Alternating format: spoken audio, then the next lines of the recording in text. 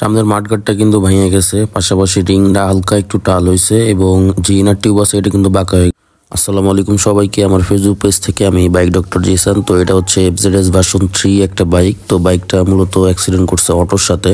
তো অ্যাক্সিডেন্ট করার পরে কিন্তু এটার যে সামনের মাঠগাট আছে এটা কিন্তু ভেঙে গেছে, পাশাপাশি যে ইনার টিউব আছে বাম পাশে সেটা কিন্তু বাঁকা হয়ে গেছে। কতটা বাঁকা হয়েছে সেটা কিন্তু আসলে দেখেই বোঝা যাচ্ছে। আর খোলার পরে বাকিটা দেখবো, এবং ট্যাঙ্কিতে একটু স্ক্র্যাচ পড়ছে, তারপরে হ্যান্ডেলটা একটু বাঁকা হয়ে গেছে।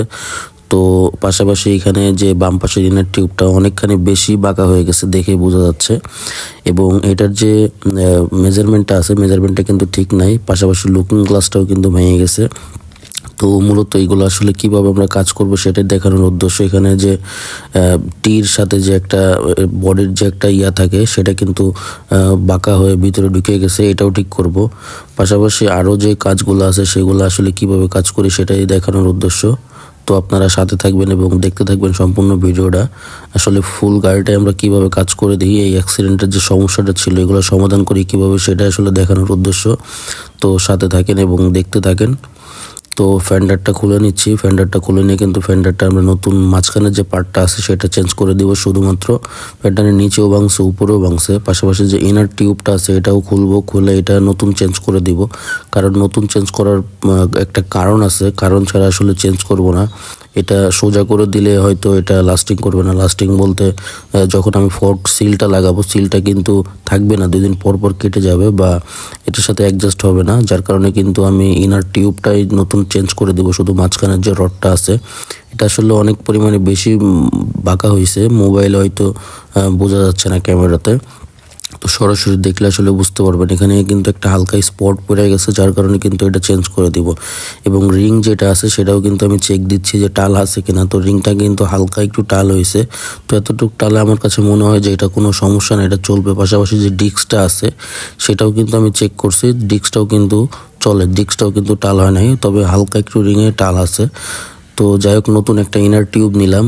তো ইনার টিউবের সাথে যে ভিতরে পুরানটার সাথে আসলে কম্পেয়ার করে দেখতেছি কতটুকু কী হয়েছে।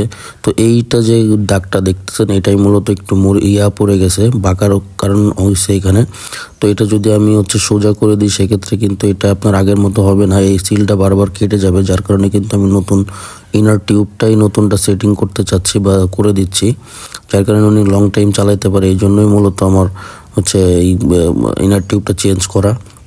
তো ইনার টিউব চেঞ্জ করতেছি। আমার চেঞ্জ করার পরে যে অয়েল সিলটা ছিল, অয়েল সিল কিন্তু ওনার পুরানটাই লাগাচ্ছি, যেহেতু অয়েল সিলে কোনো সমস্যা হয় নাই সেহেতু অয়েল সিল পুরানটাই দিব।